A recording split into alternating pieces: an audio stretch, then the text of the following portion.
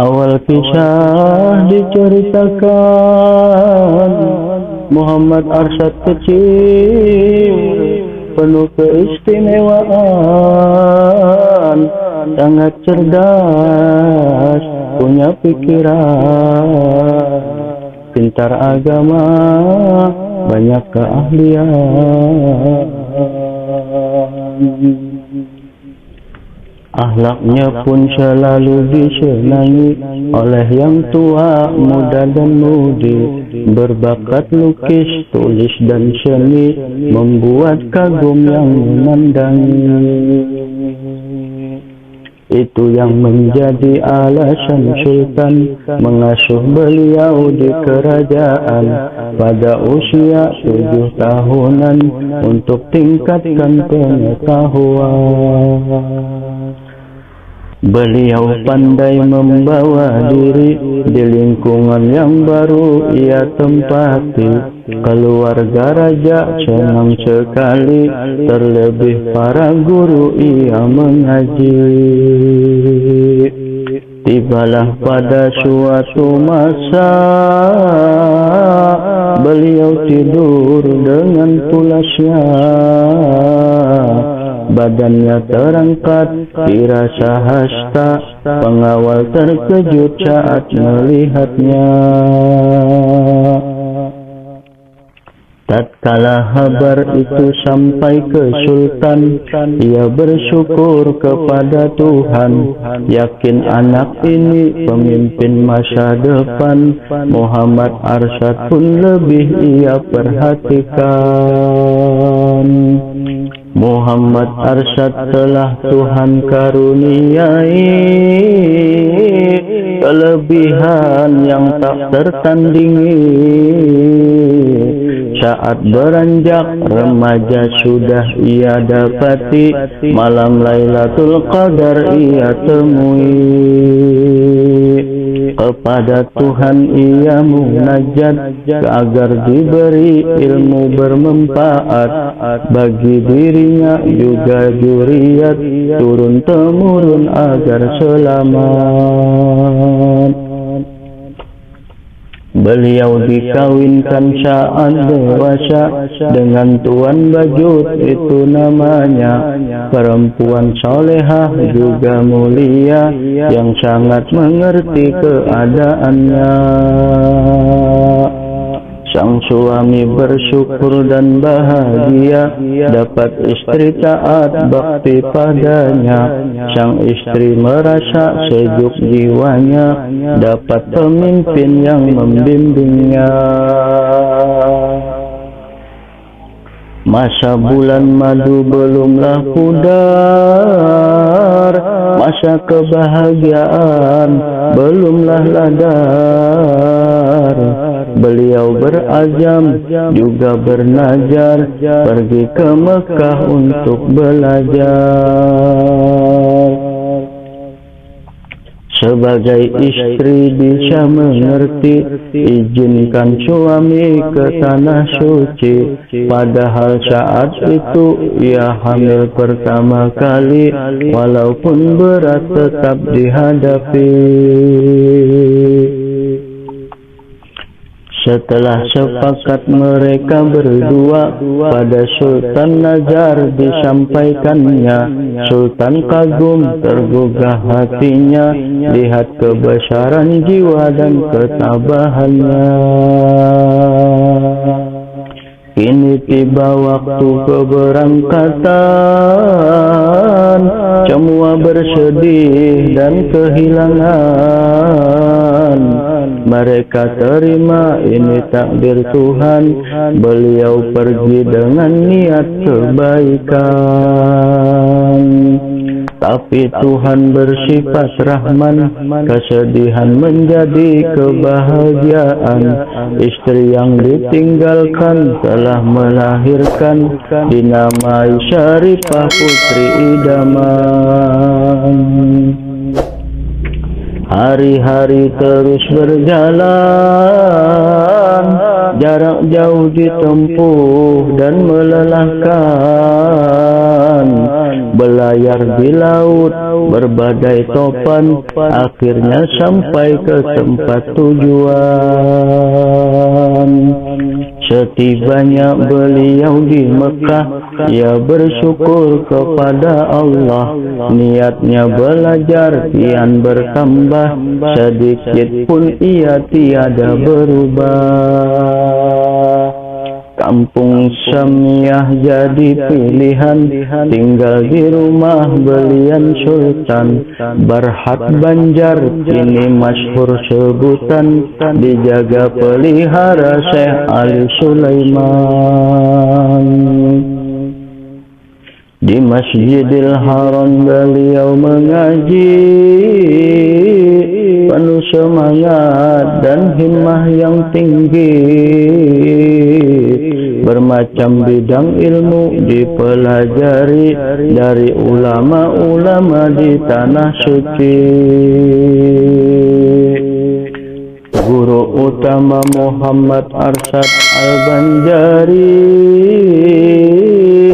Syekh Attaillah bin Ahmad Al-Misri, Imamul Haramain Syekh Muhammad bin Sulaiman Al-Qurdi, dan Syekh Muhammad Saman Al-Madani. 4 guru terbanyak sanad beliau dapati, dari Syekh Muhammad Murtado bin Muhammad Al-Jabidi, Syekh Salim bin Abdullah Al-Misri, Syekh Said Sulaiman Al-Afdal, dan Syekh Hasan bin Ahmad Akashi. Adapun guru yang lain banyaklah lagi, Syekh Ahmad bin Abdul Mun'im Damanhuri, Syekh Siddiq bin Umar Khan Al-Madani, Syekh Abdullah bin Hijazi As-Sarqawi, Syekh Abdurrahman bin Abdul Aziz Al-Maghribi, Syekh Abdurrahman bin Abdul Mubin Al-Fatani, Syekh Abdul Ghani bin Syekh Muhammad Hilali, begitu juga Syekh Abid As-Sandi, Syekh Abdul Wahab Al-Tantawi, Syekh Maulana Said Abdullah Mirzani, Syekh Muhammad bin Ahmad Al-Jauhari, Syekh Muhammad bin Faqih Jamaluddin Aceh Jawi. Adapun sahabat beliau di sana, semua pecinta ilmu agama. Yang termasyhur ada berlima, Syekh Abdul Somad Palembang di antaranya, dan Syekh Daud bin Abdullah Al-Fatani, Syekh Abdurrahman Al-Misri Bantani, Syekh Abdul Wahab Al-Bugisi, juga Muhammad Saleh bin Umar As-Samarangi. Di Mekah belajar lebih 1/4 abad, tidak kurang 35 ilmu telah didapat, ilmu hadis dan ilmu akhirat, juga ilmu falak sehingga syarat.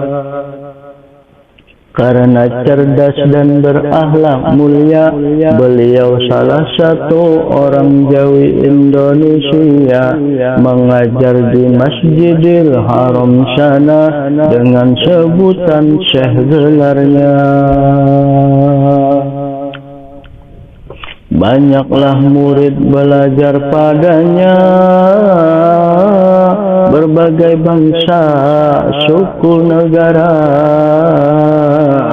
Semua tak membuat ia berbangga, bahkan mau menambah pengetahuannya.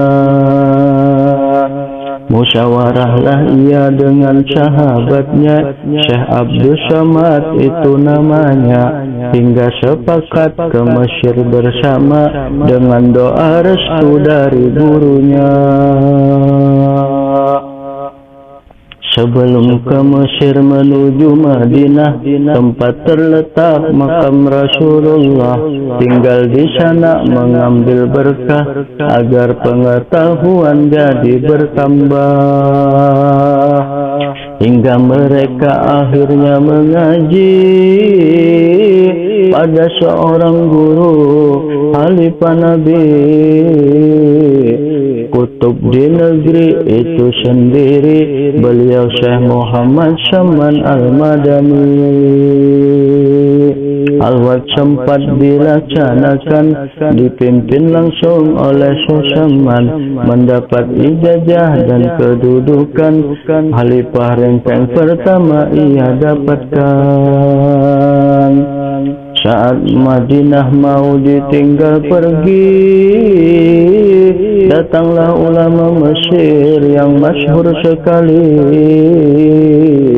Imamul Haramain Syekh Muhammad bin Sulaiman Al-Qurdi, membawa Syekh Abdul Wahab Bugis dan Syekh Abdurrahman Al-Misri. Kesempatan ini tak disia-siakan oleh mereka yang haus pengetahuan. 4 serangkai jadi berkawan, Imamul Haramain jadi perguruan. Banyak masalah yang ditanyakan, di antaranya hal ihwal di kerajaan. Imamul Haramain memberi jawaban dalam risalah Fatwa Sulaiman Al-Qurdi ia tuliskan. Sampai pada suatu masa Imamul Haramain pun berkata, mereka tak perlu lagi ke Mesir sana, bahkan perintahkan pulang ke Indonesia. 4 serangkai pun memohon diri kepada guru-guru yang mengajari, terutama Syekh Muhammad Syaman Al-Madani dan Syekh Muhammad bin Sulaiman Al-Qurdi. Walau berat tinggalkan pusara Nabi, tinggalkan Ka'bah megah berdiri, tinggalkan guru yang dicintai, mereka teguhkan hati demi tugas suci. Rombongan bertolak dari kota Jeddah dengan arungi Laut Merah, Samudra Hindia dilewati sudah, begitu juga Pulau Sakatra. Di Pulau Pinang pelayaran berhenti, kini jalan darat mereka lalui. Kedah dan Perak pun dilampaui, negeri Singapura pun ditempuhi. Di Pulau Penyengat Riau tinggal sebentar, Syekh Muhammad Arsyad sempat mengajar.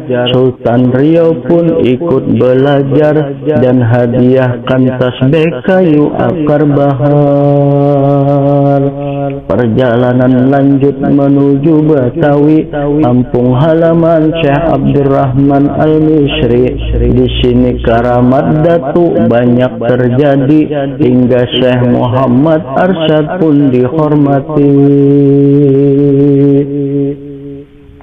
Ulama Betawi pun ikut belajar, dipimpin oleh Syekh Abdul Qahar. Belanda pun segan sebagai pembesar, berikan gelar Tuan Haji Besar. Setelah lama tinggal di Betawi Jakarta, ingat kampung halaman tambah terasa. Ia minta diri pulang ke Martapura, maka Syekh Arsyad berpisah dengan sahabatnya. Kabar pulangnya telah tersebar hingga sampai ke Sultan Banjar. Acara penyambutan meriah telah digelar, seluruh rakyat pun menanti tak sabar.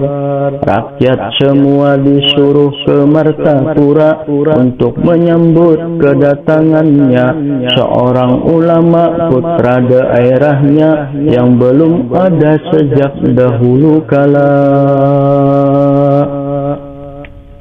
Kini tiba saat yang dinanti-nanti,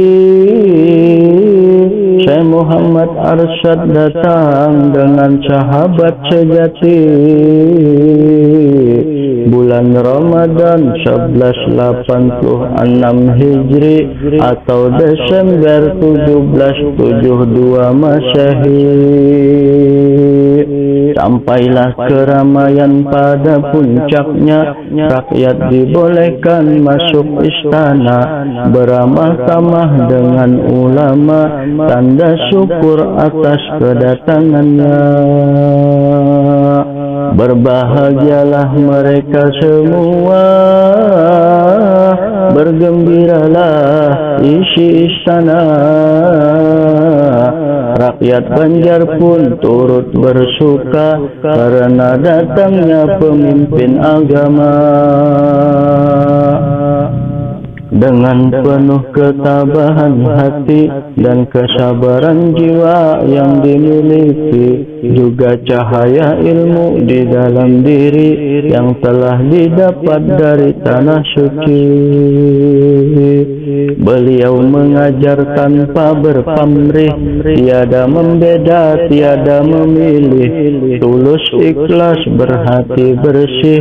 Inilah dakwah orang yang Tuhan kasih. Hingga banyaklah orang belajar, begitu juga khusus Sultan Banjar. Kabar tentang beliau kian menyebar, bagai mercusuar yang telah memancar. Karena amat banyaknya orang mengaji, tempat sebelumnya tak memadai. Beliau pun pindah cari lokasi, tempat yang sunyi di pinggir kali. Datu dan keluarga tinggal di sana untuk ajarkan ilmu agama. Kampung dalam pagar diberi nama, akhirnya masyhur kemana-mana. Agar terwujud kesejahteraan dalam membina lembaga pendidikan, Syekh Arsyad pun buka lahan perkebunan, persawahan dan juga pertanian. Beliau juga menasihati agar Sultan berpartisipasi, jadikan kerajaan berbasis Islami, lembaga mahkamah syariah disepakati. Syekh Arsyad pun mengajari anak cucu, murid dan santri. Terkadang beliau yang mendatangi sampai ke pelosok negeri Banjari. Suara beliau pun sangat menggema, membahana, memecah angkasa. Murid yang alim disebarkannya ke pelosok-pelosok yang memerlukannya,